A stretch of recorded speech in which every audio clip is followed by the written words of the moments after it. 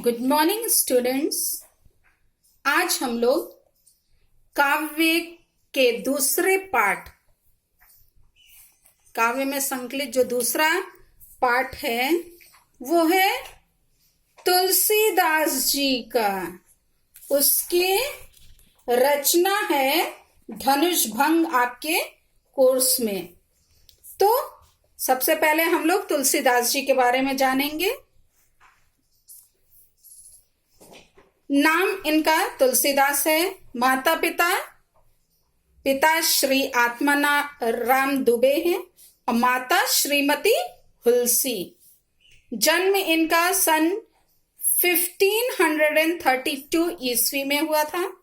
जन्म स्थान ग्राम जो है राजापुर और जिला क्या है, बांदा। गुरु एवं शिक्षक इनके जो थे वो नरहरि दास है। लेखन विधा जो है वो काव्य है। भाषा शैली ब्रज भाषा और अवधी, इन्होंने इन दो भाषाओं में अपनी रचनाओं को लिखा है। शैली है काव्य शैली। प्रमुख रचनाएं श्री रामचरितमानस, जानकी मंगल, रामाज्ञा प्रश्न, गीतावली, विनय पत्रिका आदि। निधन इनका हुआ सन 1623 ईस्वी में। कब हुआ बच्चों? 1623 यानी 1623 ईस्वी में।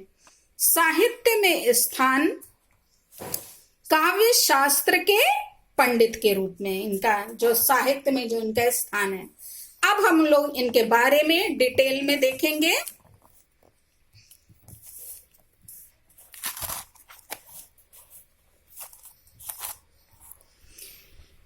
तुलसीदास राम भक्ति शाखा के, किस भक्ति शाखा के हैं ये जानने योग्य बात है बच्चों। ये आपके साहित्य का क्वेश्चन बन सकता है इसमें। ये किस शाखा के हैं? राम भक्ति शाखा के सगुणोपासक कवि थे। सगुणोपासक आप जानते हैं दो शाखाएं, निर्गुण और सगुण। तो इसमें ये क्या है? सगुणोपासक, अर्थात ये साकार ब्रह्म के अनुयायी हैं। इनका जन्म सन 1532 ईस्वी में बांदा जिले के राजापुर ग्राम में माना जाता है। कुछ विद्वान इनका जन्म स्थान सोरो एटा मानते हैं तथा कुछ विद्वान सुकर क्षेत्र गोंडा मानते हैं। इनके पिता का नाम श्री आत्माराम दुबे और माता का नाम श्रीमती हुलसी था। अभुक्त मूल नक्षत्र में जन्म होने के कारण इनके माता पिता ने इनको त्याग दिया था। ये अभुक्त मूल नक्षत्र जो है इसमें क्या होता है कि जितने बच्चे जन्म लेते हैं वो अपने परिजनों के लिए अपने वो क्या है शुभ नहीं माने जाते हैं। वो इसलिए इन्होंने क्या कर दिया था, माता पिता ने इनका त्याग दिया था इन्हें। इनका जन्म अनेकानेक आपदाओं के बीच व्यतीत हुआ। ऐसे अनाथ बालक तुलसी को सौभाग्य से स्वामी नरहरिदास जैसे गुरु का वरद हस्त प्राप्त हो गया। यानी वो उनके छत्र छाया में गुरु के इन्होंने अपना जीवन व्यतीत किया। इन्हीं की कृपा से तुलसीदास जी को शास्त्रों के अध्ययन और अनुशीलन का अवसर मिला। स्वामी जी के साथ ही तुलसीदास काशी आ गए, जहां परम विद्वान महात्मा शेष सनातन जी ने इन्हें वेद वेदांग दर्शन इतिहास पुराण आदि में निष्णात कर दिया। यानी कि इन सारे विषयों में इन्होंने महारत हासिल कर लिया।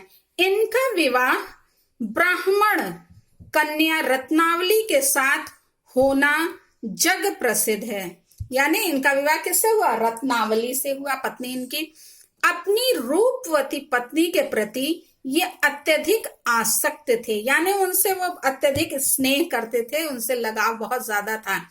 इस पर इनकी पत्नी ने इनकी पर्याप्त भर्त्सना की, जिससे इन्हें वैराग्य हो गया।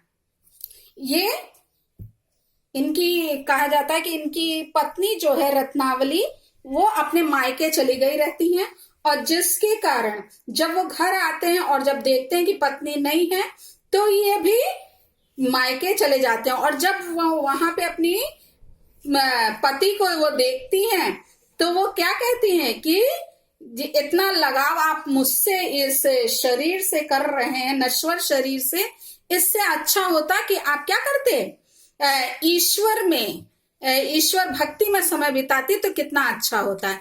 ये बात सुन करके इन्होंने क्या किया, फिर वैराग्य धारण कर लिया, अर्थात तो ये सांसारिक मोह माया से फिर दूर हो गए और ये काशी आ गए।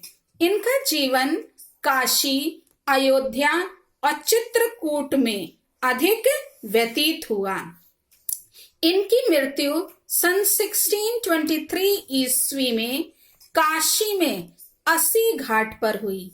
इनकी मृत्यु के संबंध में निम्नलिखित दोहा प्रसिद्ध है। संवत 1680 गंग के तीर, श्रावण शुक्ला सप्तमी, तुलसी तजियो शरीर। अर्थात इन्होंने, तुलसीदास जी ने श्रावण शुक्ल पक्ष में की सप्तमी को, तारीख को ही इन्होंने अपने क्या किया, इस शरीर का त्याग कर दिया। गोस्वामी तुलसीदास जी राम के अनन्य भक्त थे। इनकी भक्ति दास्य भाव की थी। संवत 1631 में इन्होंने अपने प्रसिद्ध ग्रंथ रामचरितमानस की रचना आरंभ की। इनके इस ग्रंथ में विस्तार के साथ राम के चरित्र का वर्णन है।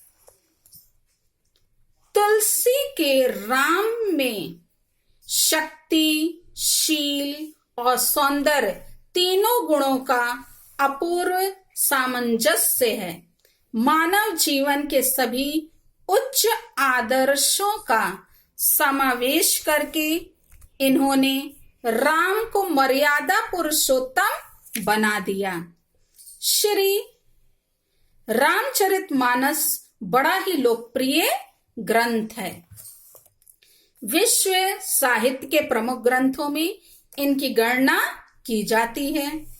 इसके अतिरिक्त इन्होंने जानकी मंगल, पार्वती मंगल, राम लला नहछु, रामाज्ञा प्रश्न, बरवै रामायण, दोहावली, कवितावली, गीतावली, विनय पत्रिका आदि ग्रंथों की रचना की।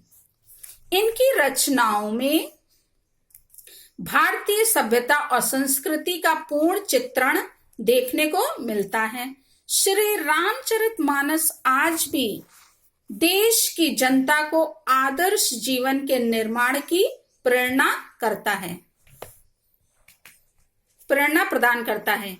अपने समय में प्रचलित दोहा, चौपाई, कवित्त, सवैया, पद आदि काव्य शैलियों में तुलसी ने पूर्ण सफलता के साथ काव्य रचना की है। इनके काव्य में भाव पक्ष के साथ साथ कला पक्ष की भी पूर्णता है तथा उसमें सभी रसों का आनंद प्राप्त होता है।